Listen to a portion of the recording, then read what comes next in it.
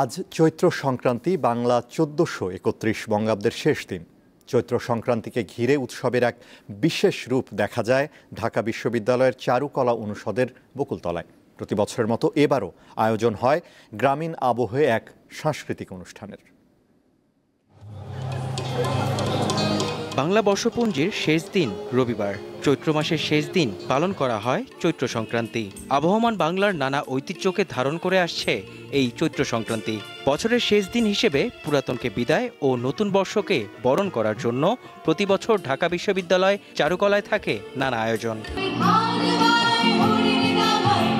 চারুকলার বকুলতলায় ছায়াঘেরা পরিবেশে গান, কবিতা আর আবৃত্তির অনন্য মেলবন্ধন ঘটে। রবিবার বিকাল থেকেই শুরু হয় লোকজ সঙ্গীতের সুরে সুরে বাংলার প্রাণের উচ্ছ্বাস।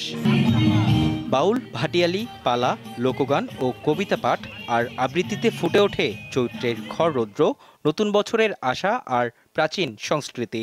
একদম ছোটবেলার স্মৃতিগুলো চোখের সামনে চলে আসছে। গতবার তো মর্নিং থেকেই সকাল থেকেই পুরো ফুলফিল থাকতো সাজানোটা, এবার একটু কম, বাট ভালো লাগছে। প্রস্তুতি পর্বগুলো হচ্ছে, সেগুলো হচ্ছে রেস্ট্রিকশন থাকে, এবার সেগুলো দেখছি ওপেন। অনেক একটু ডিফারেন্ট লাগছে, মোটিভগুলো চেঞ্জ হয়ে গেছে। পহেলা বৈশাখের প্রথম প্রহরে চারুকলা থেকে ৯টায় বের হবে আনন্দ শোভাযাত্রা। বাংলা বর্ষকে বিদায় জানানোর সাথে নতুন বাংলা বর্ষ ১৪৩২কে বরণ করে নিতে চলছে শেষ মুহূর্তের প্রস্তুতি।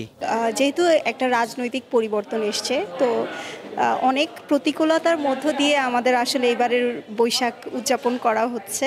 আরও বেশি কাজ এবং আরও বেশি উদ্যমে আমরা শেষ কাজগুলো যেগুলো বাকি রয়ে গেছে সেগুলো সবাই মিলে শেষ করার চেষ্টা করছি। এবছর বর্ষবরণ আনন্দ শোভাযাত্রায় থাকবে ছোট বড় মিলিয়ে মোট ২১টি মোটিভ।